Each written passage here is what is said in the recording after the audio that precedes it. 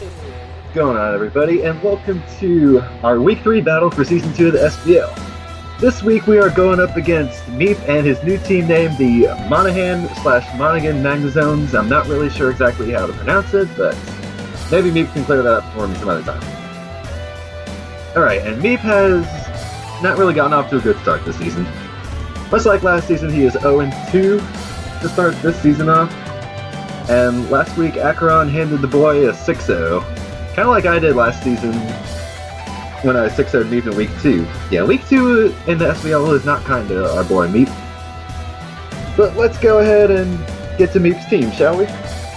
Meep's team consists of Tapu Koko, Nihilego, Slowbro, Mimikyu, Jolteon, Decidueye, who is his Z-Captain, Type Null, Hitmonlee, Shedinja, Cryogonal, and his mascot and franchise pick, Magnezone. Right, as for what I'm expecting Meep to bring to this battle, I fully expect to see only 2 of his electric types, so I'm expecting that to be the Top Keck and the Magnezone. I don't see him bringing all 3 of Koko, Magnezone, and Jolteon because I have a Garchomp. I could easily destroy all 3 of them. I'm kind of expecting the Nihilego as well, just in case he wants to set up hazards, because his Nihilego is his only form of hazard setting, period. And you'll see on my team that I actually don't have hazard removal this week because of a couple reasons. I'm only bringing one of my hazard weak Pokemon, which is going to be the Arcanine, which you'll see. And he's running Morning Sun this time, so it won't be that big of a deal. And I have one thing with the Focus Sash, but it has a way of healing itself, but we'll get to that in just a moment.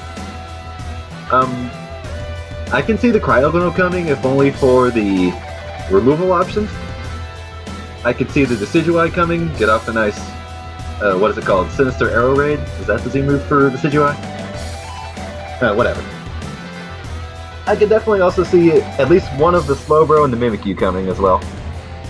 Realistically, I guess I shouldn't rule anything out with Meep because he is kind of unpredictable at times. But yeah. Last season, Meep just missed out on the playoffs, so I'm sure he might be looking to get to that point again. So let's just go ahead and quit dawdling, and let's get to the team that we decided to bring this time. Starting off, we have our Garchomp, who is running a Choice Scarf, because looking at the matchup, this just screamed Scarf Chomp to me. Because that Earthquake can destroy the Tapu Koko, the Nihilego, the Jolteon, the Magnezone. Crunches for the Decidueye and the Shedinja. Rockbite is also for said Shedinja, and could also hit Cryogonal for super effective damage. But realistically, if I go for an Earthquake and kill something and then Cryogonal comes down, I'm going to have to switch out anyway because it has Levitate. But the Dragon Claw is also there for just spamming a sad move in case all his Earthquake things are gone by that point.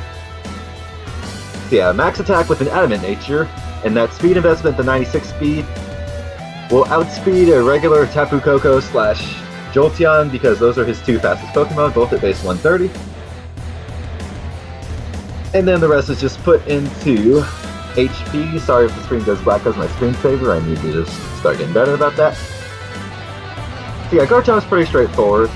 Gonna destroy some things, and it's gonna be beautiful. Alright, and these first 3 on my team here, I kind of knew what I wanted to do with them immediately. Just looking at the matchup. Although I kind of tossed back and forth between Rosaria here. Yes, Rosaria is finally going to be making its Diancie United debut, but we'll get to her in just a moment. Next up, we're going to bring our Lantern, rocking an Assault Vest this week. I chose the Assault Vest because with it, I'm pretty sure Tapu Koko, Jolteon, and Magnezone, all 3 of those will not even be able to touch Lantern. And Scald Ice Beam both switch HP Ground. I figured that was the best moveset for him, given all things considered. Scald for General Stab, both switch for other stab and switching around. Ice Beam to hit the Decidueye a little bit harder, and HP Ground for all those electric types, as well as potentially Nihilego. Now, is Air Balloon Nihilego something he can run?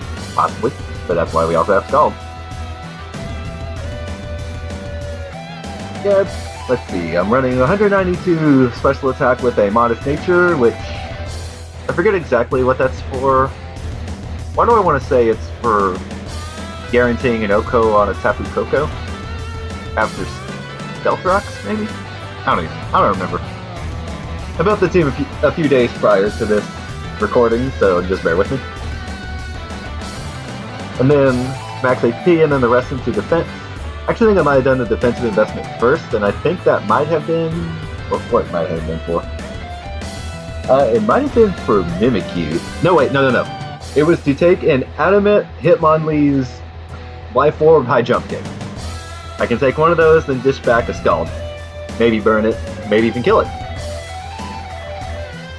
Yeah, I did the defensive investment and HP investment first, and then I put the rest into special attack and gave it modest because the HP and defense investment I gave it was all I needed for that high jump kick. So yeah, Lantern's pretty straightforward. Now let's move on to our next season debutante, Rosaria, who definitely deserves to make this debut. Alright, Rosaria's rocking the Focus Sash with the Technician ability, essentially turning that Hidden Power Ground into Earth Power. And that destroys all of Koko, Jolteon, and Magnezone, particularly Magnezone. Giga Drain and Sludge Bomb for staying the stab move. Sludge Bomb destroys Tapu Koko, as well as Mimikyu. The Giga Drain is there mostly for Slowbro. And then Synthesis just for longevity, just in case I get to an amount of HP in case I don't break the sash early is what I meant to say. Alright, max special attack and 232 speed with a Timid Nature. Let's see, what does that outspeed? I think that outspeed Jolly Hitmonlee. That sounds about right. And then the rest I just threw into HP. So yeah, Rosaria's pretty straightforward too. Has a pretty easy job, just survive the hit and get some hits off on something. And I'm sorry for screaming black again there. Alright. Yeah, I'm definitely excited to be using Rosaria because it can do a lot. And it deserves its season debut for me. It deserves its team debut. And I went with Rosalina for a nickname because I couldn't really think of anything else, to be quite honest. Alright, now we'll move on to our franchise pick, Mega Aggron. Returning to the team after sitting last week on the bench for the very first time. Right, he was rocking the Stealth Rock, Earthquake, Heavy Slam, and Stone Edge with 248 HP, 140 attack, and 120 special defense with a Careful Nature. And now, real quick, I'll show you guys what that looks like in the form of Mega Aggron. Okay, so you can kind of see where I was going with this, sort of. Earthquake is for all those things that just are so weak to the ground on his team. Heavy Slam is General Stab and hits the Mimikyu hard, and I think it's my hardest hitting move against the Decidueye. Stone Edge is mostly there, so I'm not a sitting duck against the Shedinja in case he spins away or defogs my rock. In case he does bring Shedinja, I don't want Aggron to just be a sitting duck in case that happens. And since we're likely to play this battle in custom game, let me go ahead and get this back to Aggron. Okay. Let's see. I think the special defense investment was so I could take a Life Orb Thunderbolt from Top Keck in the electric terrain, and then kill it back with an Earthquake. I think the 140 attack is all I needed to kill the Tapu Koko on one hit with Earthquake. I notice I keep going back and forth between saying Top Keck and Tapu Koko. It's the same thing. Yeah, pretty standard from Aggron this time. Oh yeah, and of course he has to hold the Aggronite because the rule for this season of the SBL is all the Megas have to hold their Mega Stone. However, I can evolve it on any turn I want to, but it's probably going to be the first turn he's out because I need that filter. So yeah, that's our Mega Aggron. Let us now go ahead and move on to our Arcanine, who is not very offensive this week. We are going back to the Rocky Helmet Intimidate set. We're rocking Flare Blitz, Will-O-Wisp, Morning Sun, and Bulldoze. Yes, you notice the ground trend on my team because he has so many things weak to ground. And yeah, Mew here has ground coverage too. I'll just say that right now. So, every single Pokemon on my team has ground coverage. And Bulldoze was the best that Arcanine could have. And I'm actually running the Impish Nature with 248 HP, 88 defense, and the rest in special defense. I think this spread was also for an Adamant Hitmonlee's high jump kick. So then I could either burn it, heal off the damage, or just straight up kill it with Flare Blitz. Oh yeah, that was also after the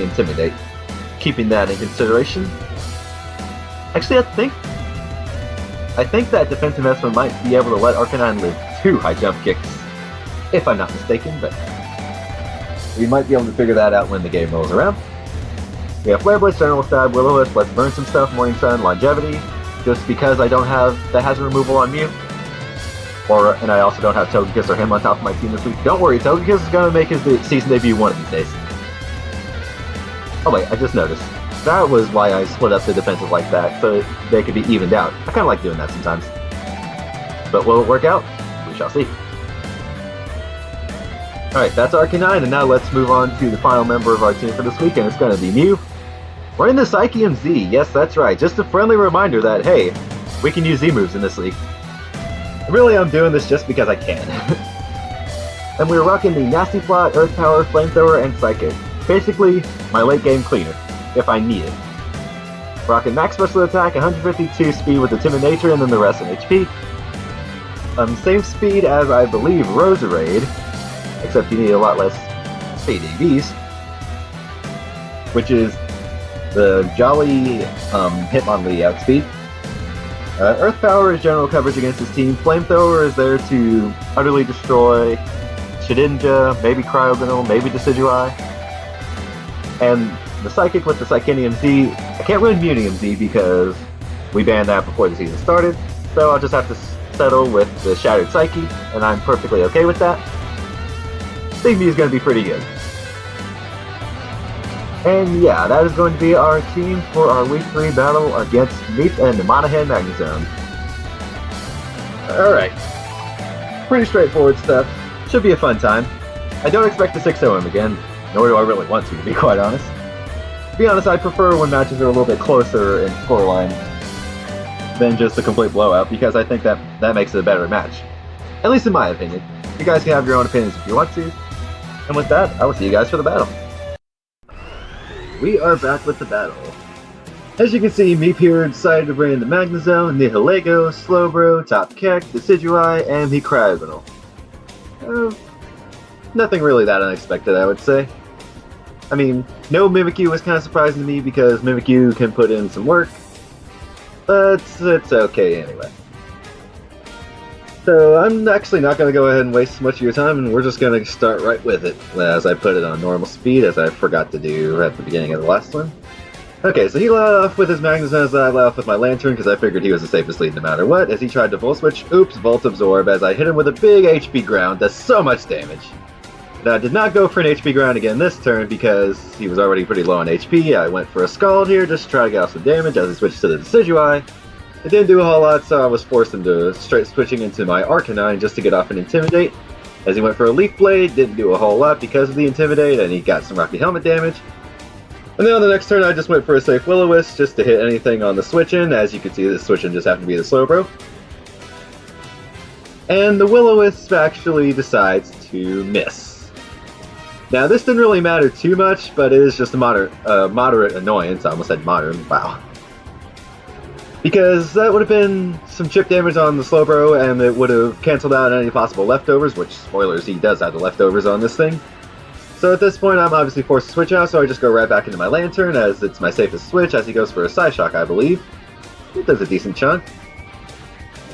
But when he switches back into his Decidueye, I actually go for the Volt Switch this time, because it's my only electric move, and that's the only way I was hitting the Slowbro for any real damage. And I went out to Rosaria this time, because I calced it, and the Rosaria was actually able to kill the Decidueye from the range of HP it was at, so I figured, hey, why not give this kill to Rosaria?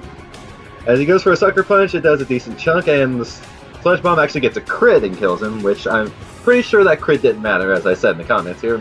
I'm very sure it didn't matter. Now, right here with the Slowbro, I went for the Giga Drain thinking, I wonder if I can heal enough HP to where I could survive a Psyshock no matter what. So I decided to go for the Giga Drain. It did a whole ton of damage, and how much HP did it restore? Full. It got me back up to full HP, and I was able to live the Psyshock without the Focus Sash. So at that point, he actually switched the Slowbro out again, and he went to the Nihilego this time. And because this thing has pretty good special defense, that didn't do a whole lot, all things considered. So I believe at this point I switched back into my Lantern, because the obvious safe switch is obvious, and that hidden power, I believe, was probably Ice to deal with my Garchomp. As he switches into Tapu Koko, I went for a Scald here just to get off some decent damage onto the Nihilego. I didn't feel like I needed to use HP Ground there. And so this turn we both switch out, and for some reason, Meep decided to switch in his Slowbro on my Lantern, who is in the electric terrain, using an electric move. Actually, no, I did not use an electric move on this turn. I used an HP Ground to try to pick off the Tapu Koko. But at this point, his Slowbro was in on an electric type in the electric terrain, so I just went for the Volt Switch, and that's Lantern's first kill of the season. So I don't really know what Meep's thought process was there, but at this point I guess I switched into my big boy, my Mega Aggron. And at this point, Meep pretty much realized that he lost. It was only a matter of by how much. And Aggron was able to pick off both the Magnezone here and the Nihilego with an Earthquake, as neither Hidden Powers did very much damage. Both were super effective. I would guess that the Magnezones was... Actually, I would guess both are... I don't know. I think they were both fire. And so the Tapu Koko comes back in. He definitely would have killed my Aggron had I stayed in, so I decided to switch out into my Lantern again as he went for a T-Bolt. Give me some nice HP. And I believe I clicked Scald here, anticipating him to U-turn out into the Cryogonal, just to get some decent damage off. And that's exactly what I did. There was no burn here, so I let the Cryogonal get off a Hidden Power on me. I think it was either Fire or Fighting, as I went for a Volt Switch, and I went into my Garchomp, actually. So you might be thinking, whoa, wait, why would you switch in your Dragon and Ground type into an Ice type? Because I just wanted to finish off the Cryogonal. And since Cryogonal's physical defense is piss poor, if I'm being totally honest, Garchomp could easily pick him off with a Dragon Claw from here. And at this point I actually thought, oh hey, I can finish this battle off with Garchomp's Dragon Claw, but then I realized, oh wait, Tapu Koko's a fairy. So I had to switch out here, because I was locked into Dragon Claw, and so I switched into Mew just to give him some screen time. And as he took a Hidden Power and a U-turn in the following turn, I decided to end this battle off with style, as you'll see. As the Z-move unleashes, and I kill him with a Shattered Psyche. And for the second straight SBL season, I 6-0'd Meep. Now, granted, Meep has had some computer issues of his own lately, so that may or may not have actually contributed to both his prep and his play in this battle. But he has kind of been rushed lately, as he even said after the battle. He kind of just rushed to throw it together. And he wasn't really surprised at the result, I don't think. But yeah. Our next battle next week is against... who is it against? It is against one of our new coaches, Angel, who is the coach of the New York Ninetales. So, and that is our other division match. I forgot to say that this battle against Meep was a division match. So, hey, winning a division match 6-0, that's pretty good right there. And our other division opponent just happens to be Angel and the New York Ninetales, and we face him next week, so look forward to that. See you guys next time.